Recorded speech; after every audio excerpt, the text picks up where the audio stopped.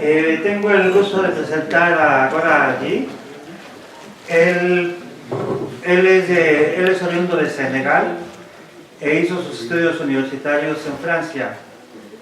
Posteriormente hizo una estancia durante sus estudios de maestría aquí con nosotros y aquí mismo realizó su doctorado bajo la supervisión del profesor Rodríguez Enríquez y del profesor Alfred Meneses de la Universidad de Waterloo.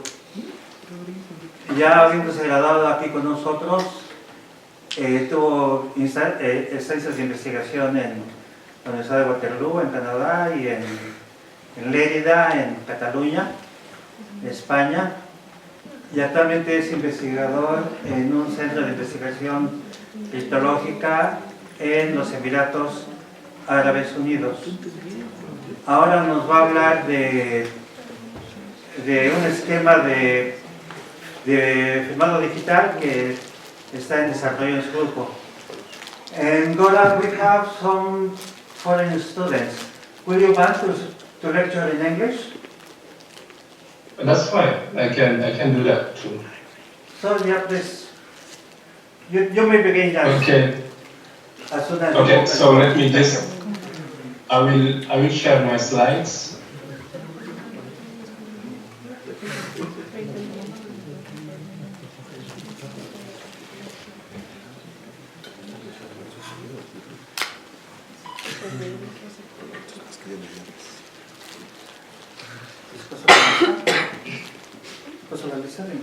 ¿Es estudiante aquí? Los de aquí, por favor. So, are you seeing the slides right now? What I'm sharing? Yes, we can see it. Okay. All right.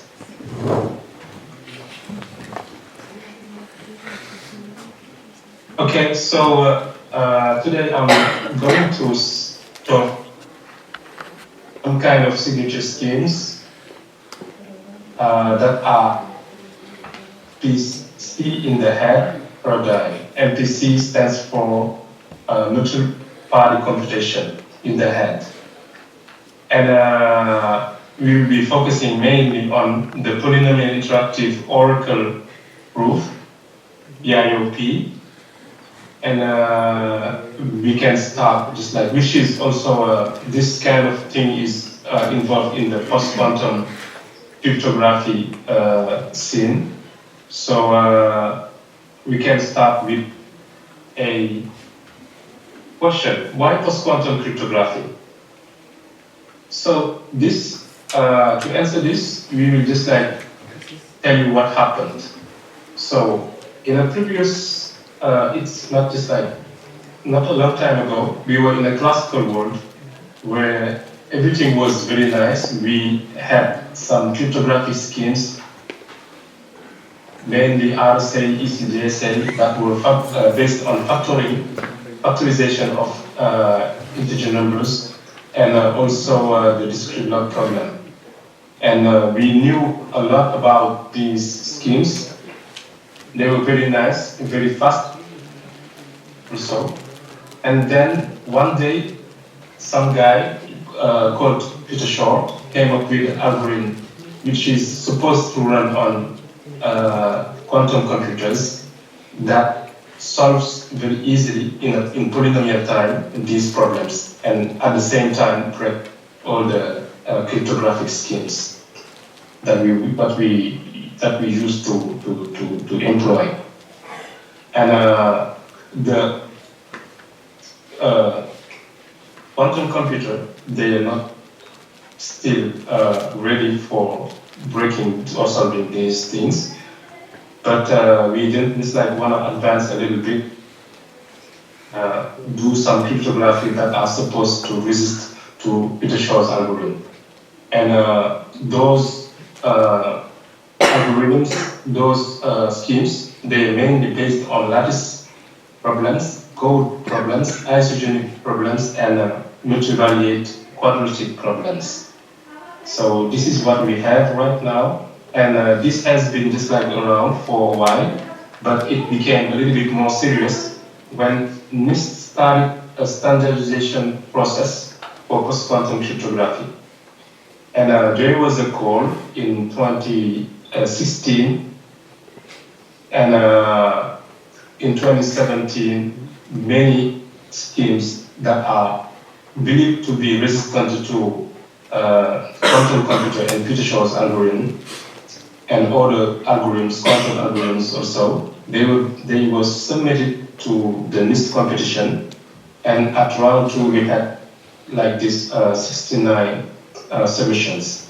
And then 3 rounds after that, we had the first schemes that were selected for standardization, mainly Lithium, Falcon, and Sphinx Plus for signature schemes. There were also one candidate that was selected also for encryption, but the main focus of this talk is on signature schemes, so I will be talking mainly about these ones. And then, as some people can know already, Lithium and Falcon, they are based on lattice-based cryptography. And Sphinx is also based on something which is related to hash functions. Then Inst thought that it would be safer not to put all the eggs in the same basket and go for some other problems that on which are based signature schemes, so that just like we can have a larger variety of schemes and problems they're based on. That's how they called for additional signature schemes, and this was in 2023. And the round 2, at the round 2 that we are still in, it was selected 14 candidates that are going into the round 2 and then still going. And among them, six of the schemes were based on the MPC-in-the-Head. So this is why it's relevant for now to just like have a closer look at what's happening in this kind of signature schemes. And those 6 signature schemes, if you were curious about them, these are right based on ranked syndrome decoding, Mirat based on min-rank problem, PERC based on permutation kernels, SD-in-the-Head, syndrome decoding, still coding, and multivariate quadratic, and primitive. And today we will mainly focusing on the threshold in the head and the volley in the head, which are sub-areas of MPC-in-the-Head. And as I said at the beginning, we will be checking at the Polynomial Interactive Proof, the PI protocol level of design, and make some comparatives analyzing the different areas that we have in the MPC world. Okay? And I don't know, if you have any question, then you can just stop me and I will answer it, okay? So, the first touch that we can just like have on signature schemes that are built over hard problems is just like you need to design the signature scheme such that you have a public key, and then the public key will be just like an instance of a hard problem, which can be lattice or code-based or multivariate. And from this instance, you will, before picking the instance, you already have a witness, or if it's easy for you, because you have some trapdoor, you can pick the instance and then look for a solution of it. And if you have a solution, then it's the private key. And then the signature will be a zero knowledge proof that the signer knows the witness. So this general knowledge proof, we will define it briefly and then talk about it because it's the main ingredient that we use to build our MPC-in-the-Head signature schemes. And an example of how do we design the signature scheme for the public key and the private key. In the MQON, you have the underlying problem, which is the MQ problem, all right? And this is just like a set of polynomials of degree 2, multivariate, and the private key is a solution of the equations, a common solution of the equations, Fi being equal to 0. So the solution is the private key, right? Another example is the min rank problem, on which is based mirror. And here, what you need for the public key is a matrix defined over finite field F and a vector defined in the same field.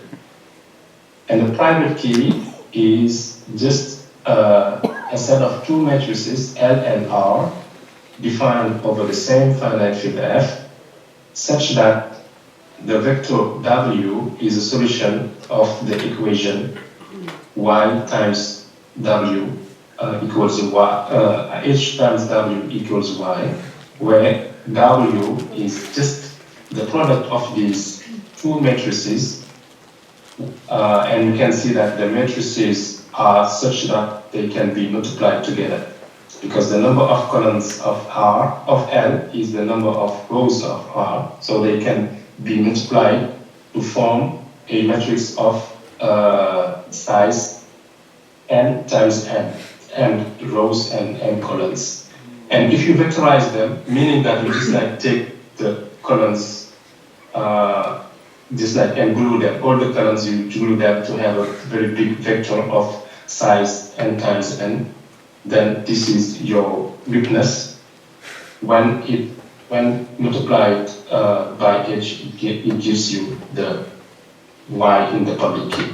So this is the main problem that we have in the meta. Okay, let's go ahead. And so we want to prove knowledge of a polynomial solution. Let's start with one polynomial. Okay, so let's pick f as a multivariate quadratic polynomial. This means that it can be written as a sum of terms of degree 2 and terms of degree 1 and terms of degree 0, which is just like a constant in over a field FQ, finite field with Q elements. The prover that they know a weakness, so a solution of the equation f equals 0. And in this game, the prover claims this, and the verifier says, prove it. If it's true, prove it. So how do they prove it? They will just like go through a zero knowledge proof. And here, the goal is just like the prover wants to convince the verifier that they know a secret without revealing the secret, because in this game it's just very easy. So if you don't mind about revealing the secret, you just like give the solution and that's it. But we don't want that. We want to just like the prover to convince the verifier at the same time, just like keeping this the secret for themselves. And we need 3 security properties, meaning that we need completeness, which is we want the proof to be correct. So if the prover is honest, meaning that they know a true solution of the equation, then the verifier should always accept. We don't want the prover to have a solution and the verifier at the end of the proof said that, well, maybe you're just like cheating or something like that. We want the verifier to always accept. This is the correctness. And the soundness, meaning that cheating prover that doesn't know the weakness or the solution shouldn't be succeeding in convincing the verifier with high probability. The probability that the prover, the cheating prover succeeds should be very small. And zero knowledge, so not revealing anything, even after the verifier is convinced, okay? And in our context of this polynomial equation, we want the prover, the completeness, the completeness or correctness is the prover knows if the prover knows the solution or weakness, then the verifier accepts.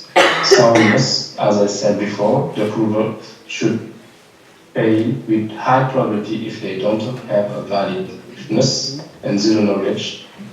After convincing the verifier shouldn't know nothing about the solution value, right? And we use an ingredient also in our proof, which is the commitment scheme. So a commitment scheme is like a digital sealed envelope.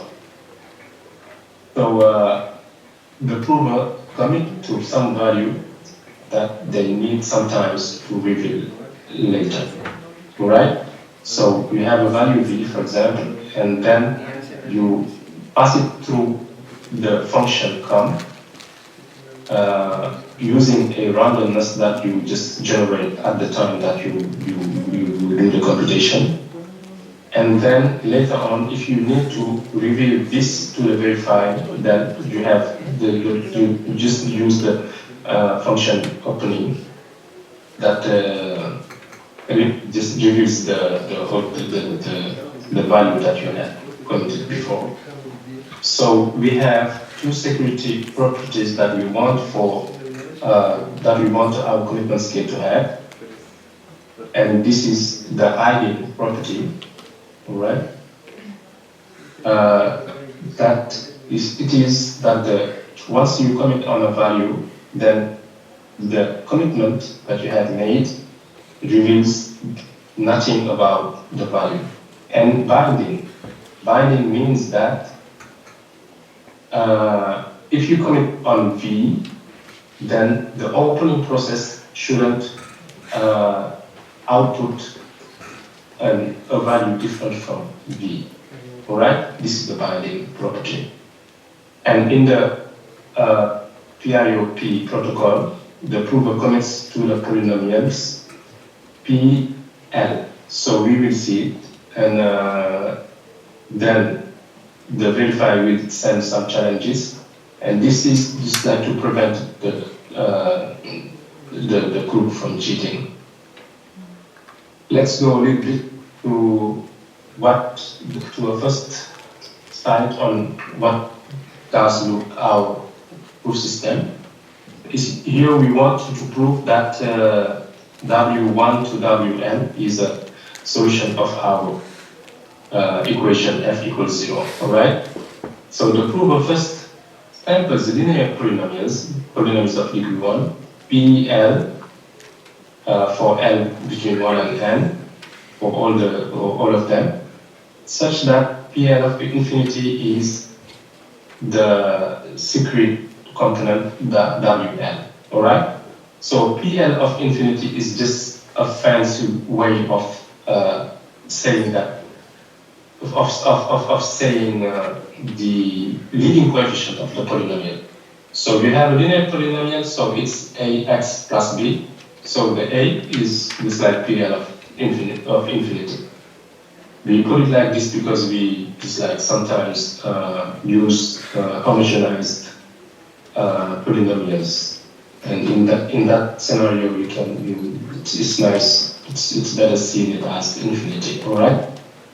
Gora, and homogenize, I will.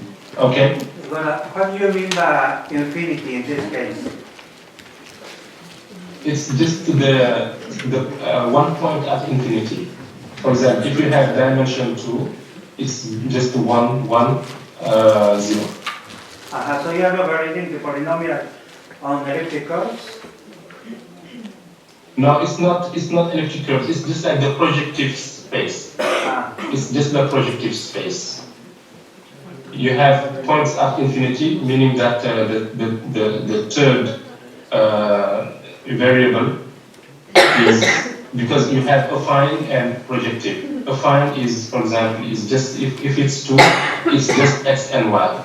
But if you go to the projective one, you have x and y and z, so that the z is just like the complement of all the terms to be of the same degree. Okay.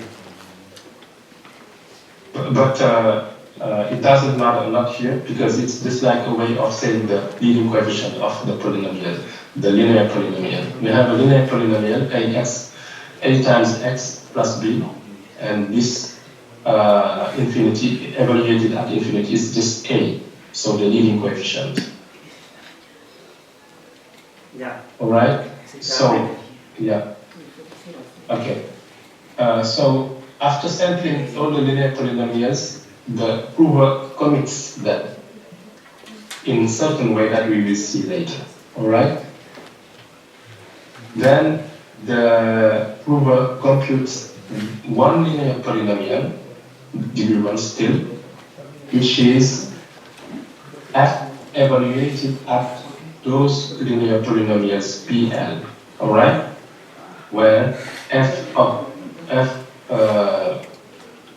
with the fh is this the f that we transform in a certain way, and I will give you an example. So don't just like worry if you don't know. It's just like the homogenized polynomial. So in a polynomial you have many terms, all right?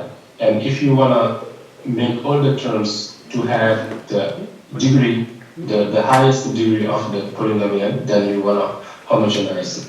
But we will see an example where this is a little bit more clear. So if you don't see it, then that's fine. But take that it's this kind of f, all right? So the prover computes this polynomial q of x, but you know, I'm saying linear polynomial here. Why? I'm taking a polynomial of degree 2 and I evaluate it at polynomials of degree 1. So the result should be a polynomial of degree 2, all right? But here I'm saying linear polynomial. Why? Because the leading coefficient, which was which is the leading coefficient, which is just the f evaluated at the leading coefficients of the PLs. You know that the leading coefficients of the PLs, they are exactly the witness, the solutions of the equation f equals 0. Okay, so that. Yeah.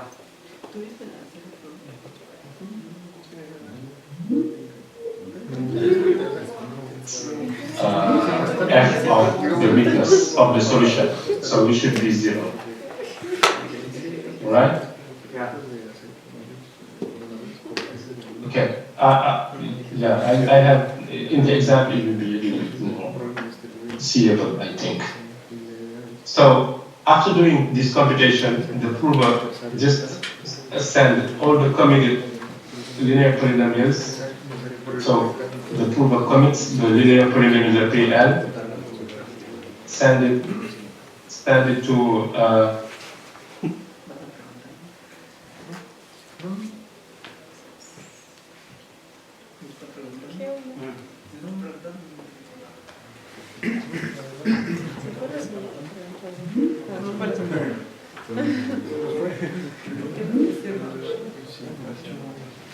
the prover evaluates all the polynomials PL at this random element S, right?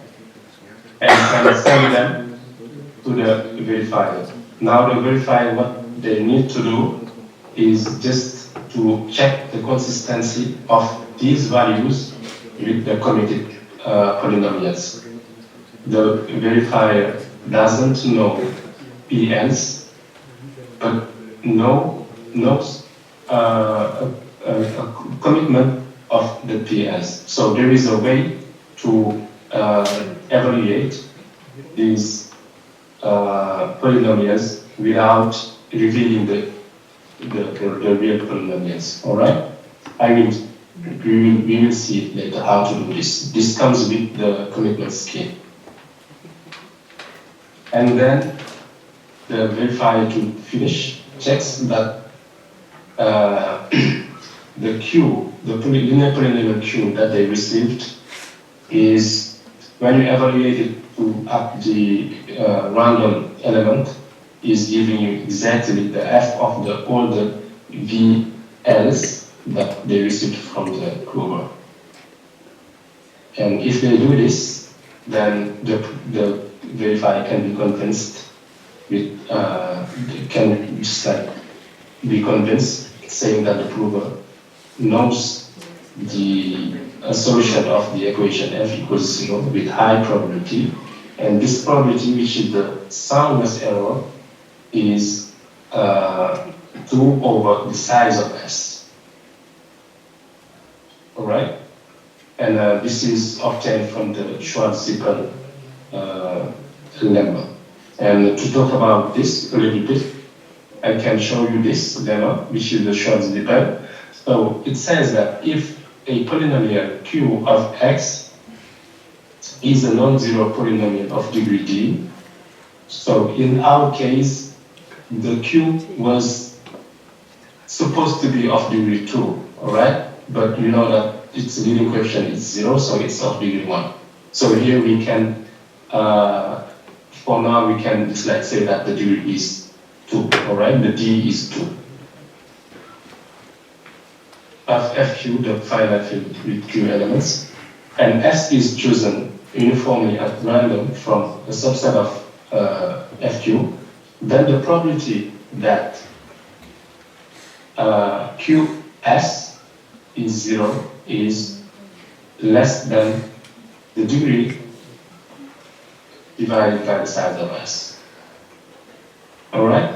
So this is the Schwarz-Zippel that we apply to our proof system to obtain the soundness. And why does this matter for us? It is because if the prover is cheating, it means that they don't know a solution, then the polynomial Q of X will have exactly degree 2. All right? Because if F of the leading coefficients of the PLs is not 0, then the leading coefficient want to be 0, and the polynomial that we was saying that was linear will no longer be linear, right? And then its error polynomial, which is just the difference between the claimed one, which is a linear polynomial, and the real one, which is the one that they obtained of degree 2, will not be 0.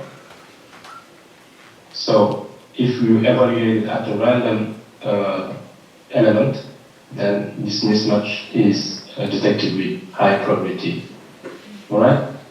And so you can see that the larger the size of the subset of FQ where the challenge S is sampled from is, then the harder it is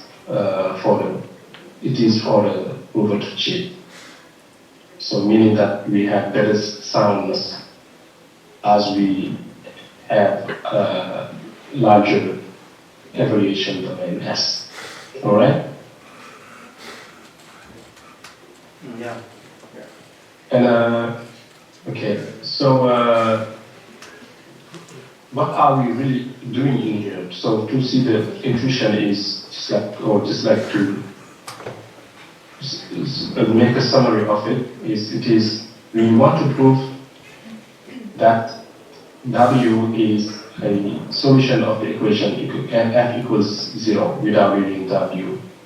So the interactive proof that we just described is the prover commits to something related to W, meaning the polynomials, the linear polynomials P, Ls, right? And the verifier then sends a random challenge after receiving the commitment. The prover responds using W, knowledge of W, and the verifier checks consistency of everything, right? So in this innovation that occurred kind of maybe 2 years ago, this way of describing the scheme, the use of polynomials is essential to hide the weakness and then have zero knowledge. So you have a weakness, then you make a polynomial, right, P of x, having leading coefficient W, and then you need at some point to evaluate it to a certain point, right? And the key insight here is evaluating a linear polynomial only once to add a random element doesn't reveal nothing about W. If you do it twice, then the polynomial is fully discovered, revealed, right? So you need to do it only once. So that's why you need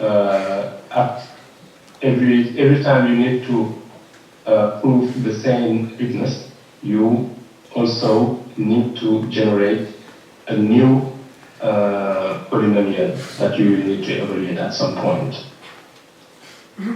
So this is the example that I was talking about. So here we have our FQ, which is F7, finite field of 7 elements, and our polynomial, quadratic polynomial is of this form, x1 times x2 plus 3. And you can see that 1, 4 is a solution of the equation f equals 0. Then the prover samples polynomials P's, P1 being x plus 2, all right, and P2 being 4x plus 1. So you can see clearly here that the leading coefficient of P1 is the first weakness, W1, and the leading coefficient of P2 is the second one, which is 4, all right? Then the prover computes the polynomial Q by taking the homogenized form of the polynomial f, which is just taking x1 times x2 plus 3 x3, if I can call it like this. So here you have 3 components, P1, P2, and x. So if I evaluate FH, F homogenized at these 3 inputs, I will have for x1, x plus 2, for x2, I will have 4x plus 1, and for x3, I will have 3x squared, alright? So this gives me 7x squared plus 9x plus 2, which is just modulo of 7, 2x plus 2. And you can see here that Q is 0 because the leading coefficient of it is f evaluated at the leading coefficients of the polynomials P1, P2, all right? And this gives us the 1, 4, and 1. And this is exactly f of 1, 4, which is 0. So this is how we. And the verifier now picks a random element, like 3. The prover sends these polynomials P1 and P2 evaluated at 3. So P1 of 3 is, since P1 is x plus 2, you have 3 plus 2, which is 5. And P2 at 3 is 4 times 3, which is 12 plus 1, 13. And 13 mod 7 is 6. and the verifier checks.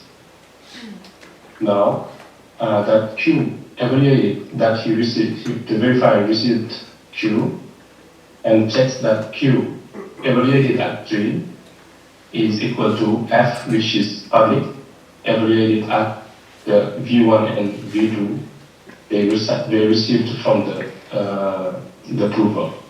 Alright?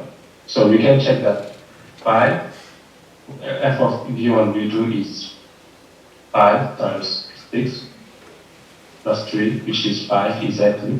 And you can see that also that Q of 3, which is 2 times 3, which is 2, is 2 times 3, which is 6, plus 2 is equal to 8. Something doesn't sum up here.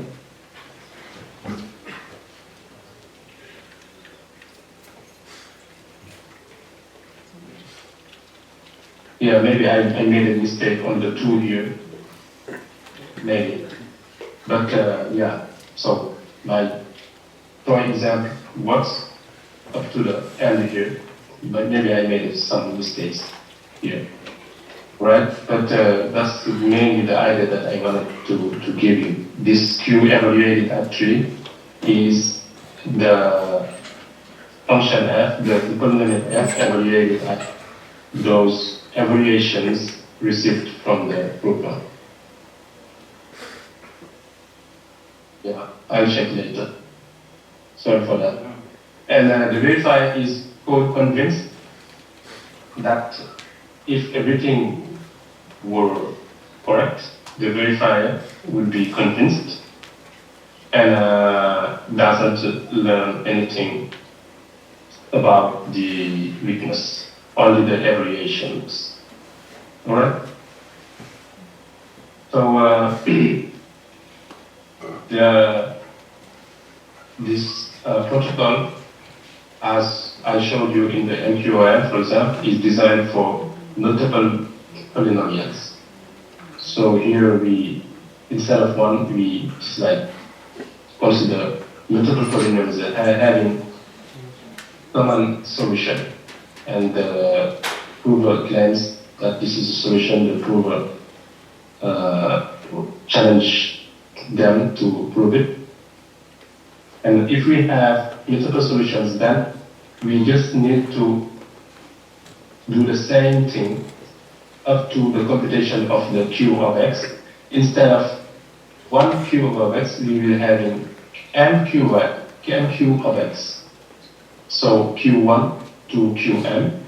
Each Qj is computed by evaluating Fj on the linear polynomials that hide the weaknesses. Then, as before, commitment on the linear polynomials and sending the Qj's.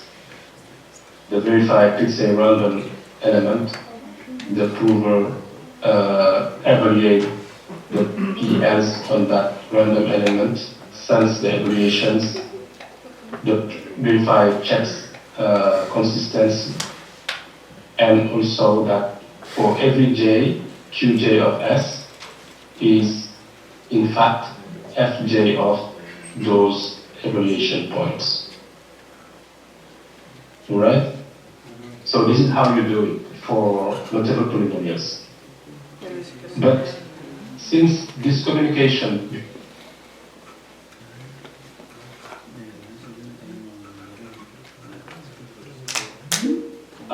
here for the same committed polynomials and the same amount of challenge s and the response we are having here, m qj's instead of only one for one polynomial.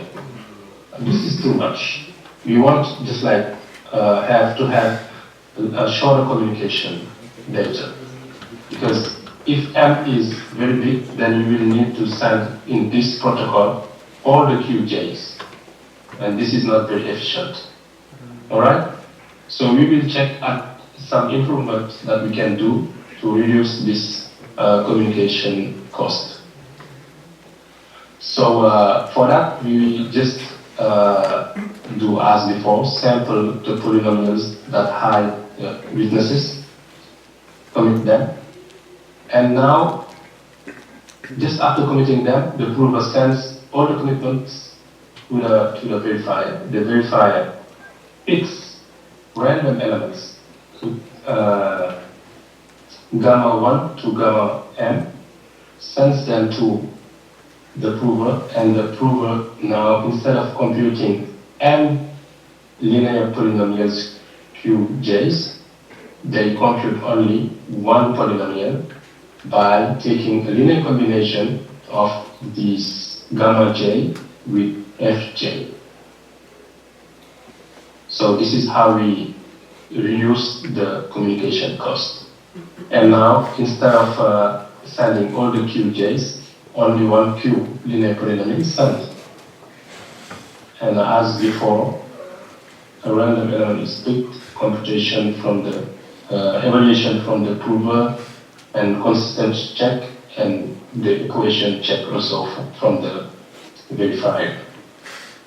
And also you can see that instead of ever checking many inequalities, m equalities, here the verifier computes this only, this one, and checks if all this sum is equal to QMS. Right?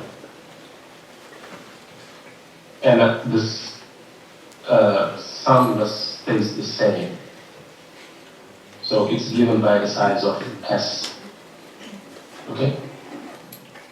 But there is a big problem here, because the verifier can trick these sent gamma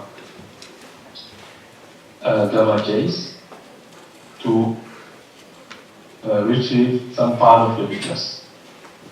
So they can, for example, they can just like design, they can just, instead of generating them randomly, they can pick them such that these things, this linear combination reveals part of the polynomials here. Because they know f, and then the j's, the gamma j's can be tricked from the verifier. So this is not zero knowledge, because the verifier has a way to be convinced, but at the same time retrieve some part of the weakness. Alright? So we need to fix this. That's how we get to the final proof for the EIOP, right? Which is this. So the prover samples linear polynomials here, alright, as before, but now they sample also an additional linear polynomial, which is P0. It's random. Commits them, send them to the verifier. The verifier picks, as before, all the gamma j's, and the prover now computes the degree 1 polynomial as this, as before, but adding this random polynomial, alright, which is hiding all the data that you can have here. Alright? So this is a good way to hide, because you are just like having some data and then you add it to an unknown data, you obtain something, and so the original one, it will be very difficult to recover, because you have C is equal to A plus B, you have only C. So if you don't know A or B, you can recover the other one, alright? And then the Q is sent, and as before, everything looks the same. here the evaluation of P0 also on S is added. Alright? And here also the equation check is also adding this new component.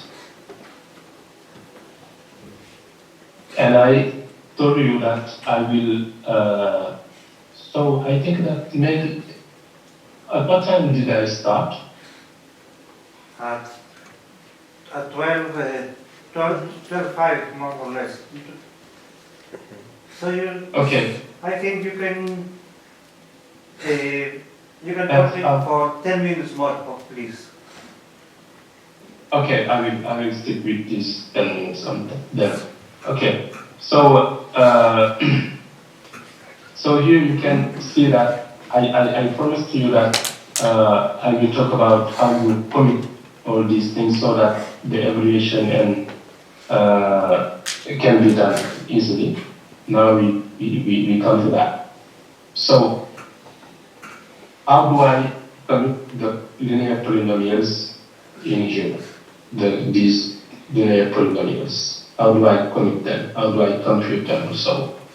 So if I have S, which is a subset of the finite field FQ, then I will also define linear polynomials, lowercase pi's, alright?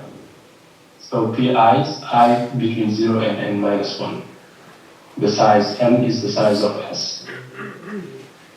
And I will pick the pi's such that pi of Si is 0 and pi of infinity is 1. Again, this is just saying that my pi will be written as x minus S1 Si. Capital X, the unknown, minus Si.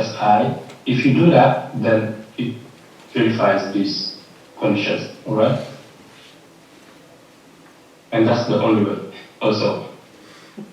And so you sample random values R0 to Rn minus 1 in the finite field. And then you do this sum delta W, which is W minus the sum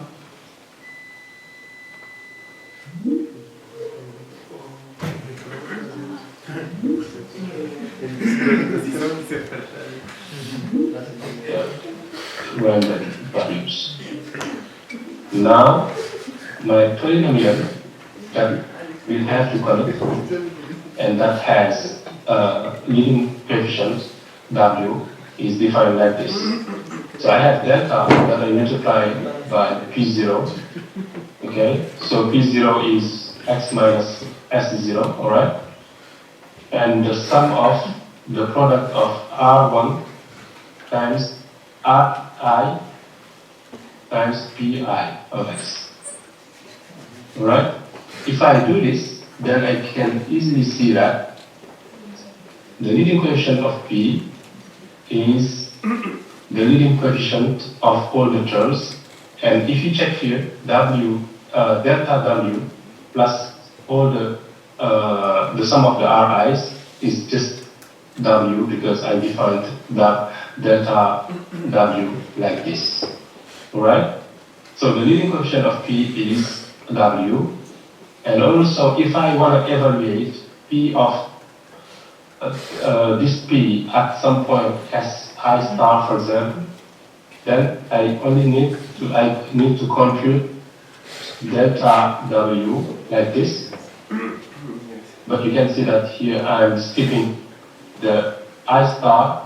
Why? Because Pi star of Si star is just 0. And this is where it comes from, because this was the condition of it. This, oh, okay. Doesn't plot. Alright. So, an example. I think that if it's clear to everyone, then I can just go very quickly to this, over this one.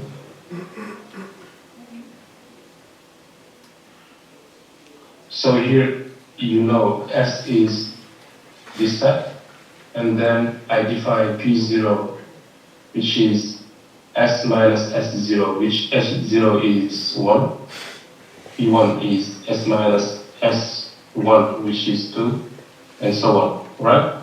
And you sample shares, you sample random values, R0 to R3, and you compute the sum, and the delta W is this W minus the sum, which is 4, because W is 4, minus 2, and that gives me 2. Then I construct P of X, which should have as a leading coefficient the 4, which is the W, and this is exactly what we have. The challenge is to show S of I star is 3, and then you can see that P2 of 3 is 0, P2 of 3 is 0, so I don't need it to continue. So the key property is here is P I star of Si star is 0, then to compute, then the I star is never needed to evaluate the polynomial P at Si star. And so to do this evaluation, you can send all the Ri except 1. And this exception of 1 guarantees you that if you have delta W, you can't have all the Ri's. So that just like makes you not having discovering the witness W here. Alright? And that's how we can get to the GG entry, which is an efficient way of revealing all the randomness except 1. So, since all the Ri's need to be sent except 1, so if S is very big, because you want it to be very big so that the summness is small, and you need to send all the Ri's, so you need to find an efficient way of sending them without all the amount of data to be very big. That's how we get to the Goldreich Goldreich tree, which is you generate one RC, the prover generates one RC, and of size, the security parameter, let's say 128, for example, or 128 bit of security, and then use this seed to generate a tree. And the tree is generated this way. The seed tree is hashed or put in a random generator, semi-random generator to get double the size, and it's half of that size. The output is used as a new seed, and you do this. You do it. You keep doing it until you reach the leaves. All right. So if you have the size of S being 16, then this is how you generate all the Ri's. All right. Now, if you need to reveal all the Ri's except 1, what you do is you just, let's say that I don't want to reveal I star equals 6. So what you do is you need to reveal all the others.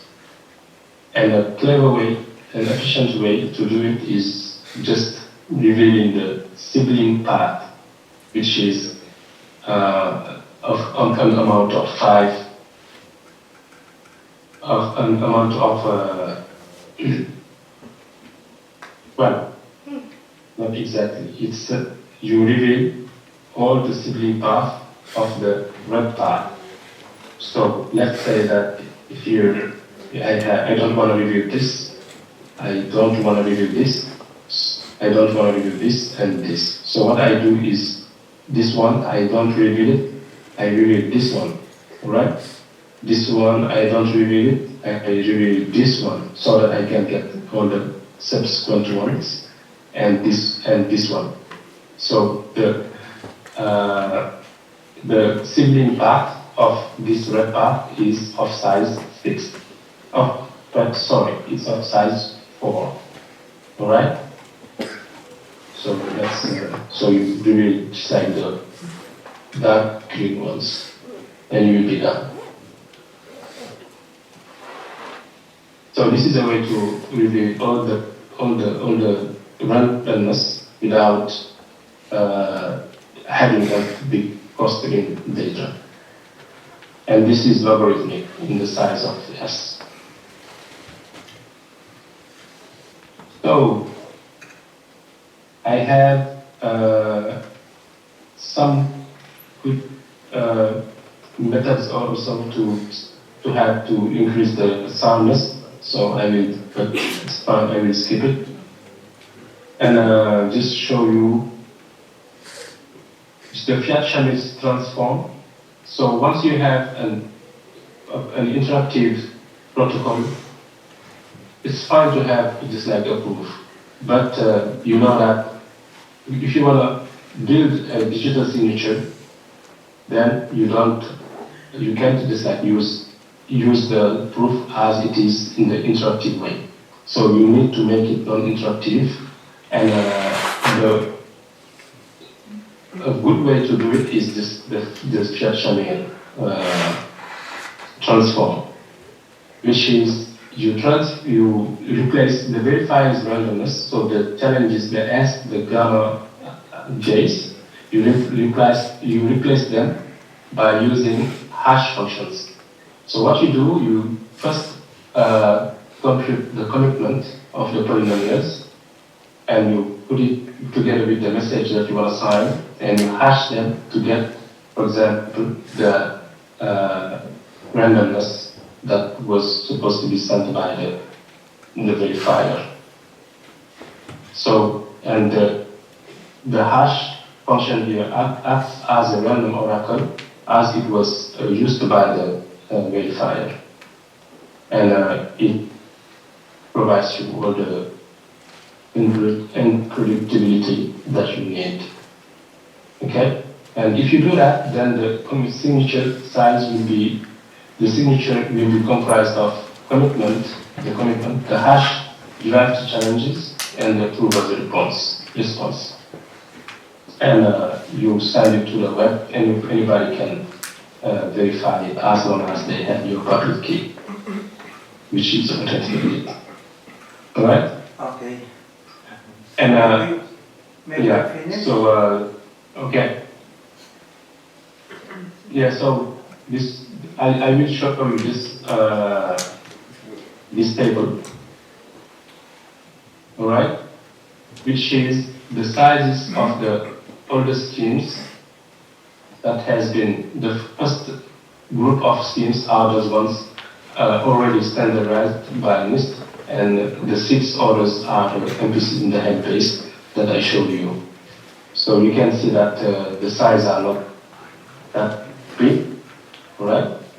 And even though the verification time is much higher, it has nice sizes, and this can be exploited in practice in many scenarios, like in the TLS usage of everyday functions. What is the usual? Yeah. What is the unit of Go ahead. speed? MC? MC is millions of cycles. It's million of cycles.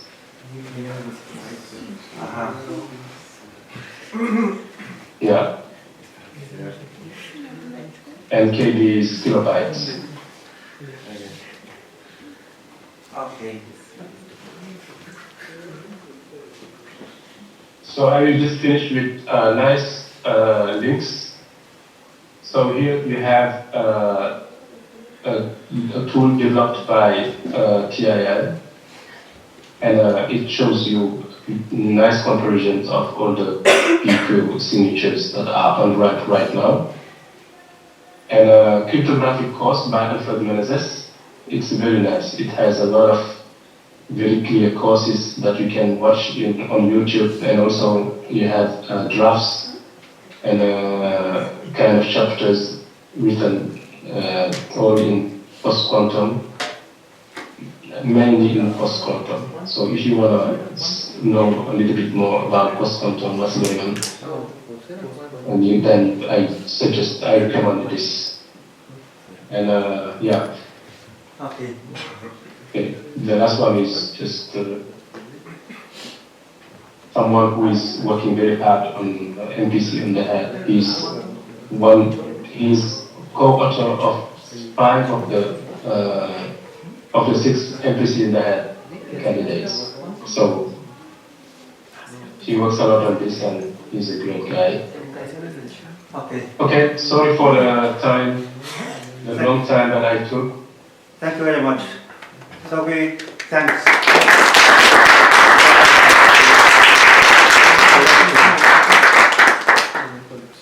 ¿Preguntas o dudas? Pueden formular las preguntas que quieran en español. Él conoce muy bien el lenguaje. Sorry, it was the connection wasn't going through. Can you repeat this slide, please? Yeah. I can't hear. Can you hear me? Gora? It's okay? Yeah, okay, now it's fine. It was frozen for some time. Okay. My question is about this post-quantum scheme in embedded systems. It is possible to make an optimal implementation in embedded system of this post-quantum scheme to verify the signatures, or it's only for bigger systems?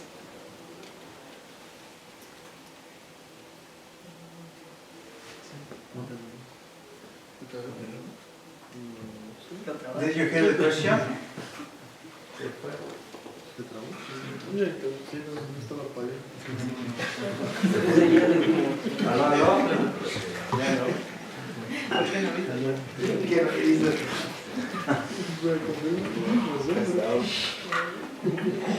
¿Gora?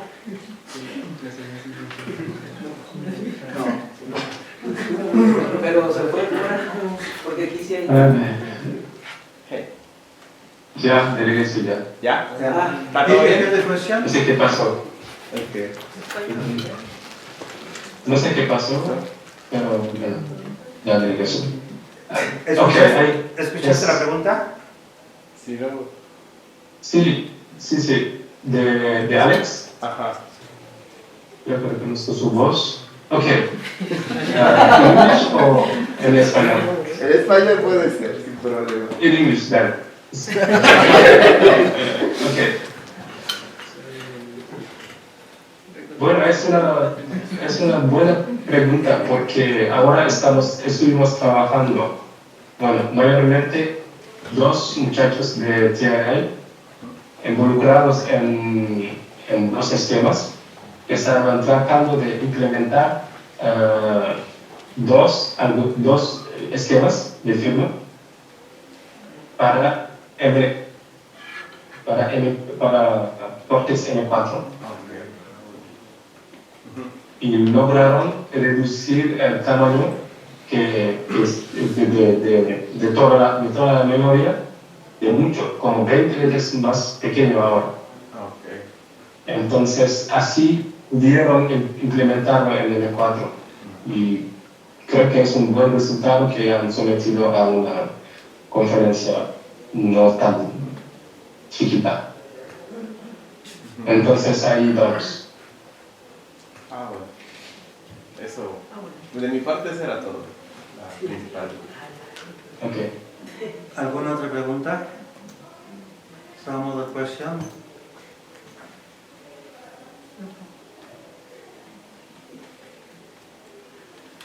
Ok.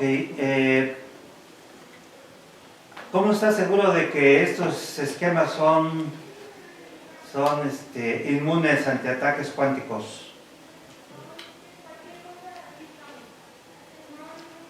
Bueno, no estamos seguros. Yo creo que nunca podemos estar seguros porque solo lo estamos como evaluando con lo que tenemos hasta ahora, los algoritmos que tenemos de ataque hasta ahora, y como ninguno de estos, sabemos que ninguno de estos puede funcionar como se debe en estos problemas. Entonces, hay dos cosas en estos esquemas que uno puede tratar de atacar. Es el problema como de base, por ejemplo, de código o de multivariable. Y también el otro es el problema del protocolo que estamos usando. Para el protocolo que estamos usando, se puede mostrar seguramente que no se puede atacar o romper sin poder romper el problema de base. Entonces, es el problema de base que uno tiene que atacar para poder dañar a estos sistemas. Y hasta ahora, por ejemplo, de MQ, la gente está investigando, haciendo criptoanálisis y todo, pero hasta ahora no se sabe ningún algoritmo que uno puede usar para resolver estos problemas. Ya.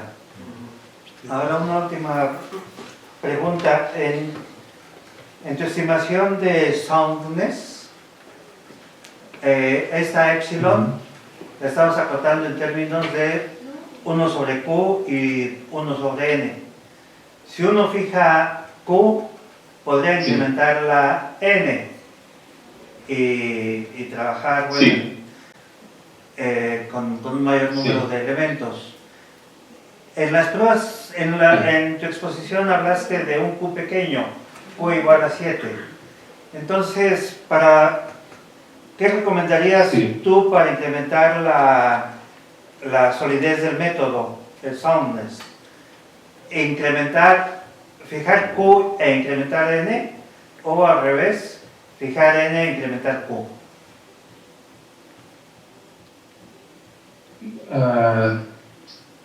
Sí, hacemos los dos porque en el proceso de los cálculos de la firma llegamos a un momento donde pasamos de un campo pequeño a una extensión del campo, y ahí estamos trabajando.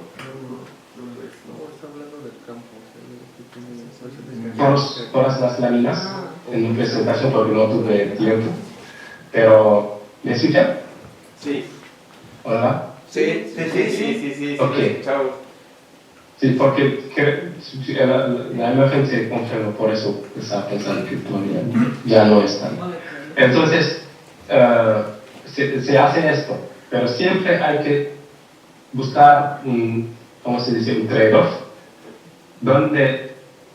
porque incrementar la Q va a hacer que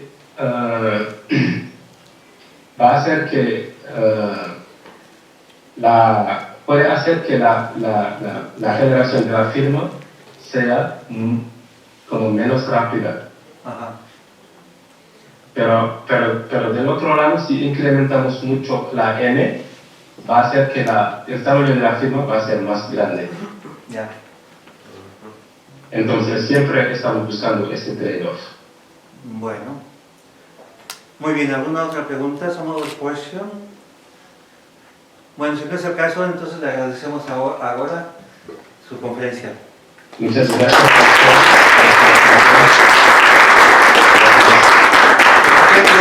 Fue un placer. Te tengo un diploma que no te haré llegar en papel, pero te enviaré el PDF. Pues muchas gracias. Gracias por tu disposición para la exposición. Bueno, pues gracias y gracias a todos. En la próxima semana, el próximo lunes tenemos una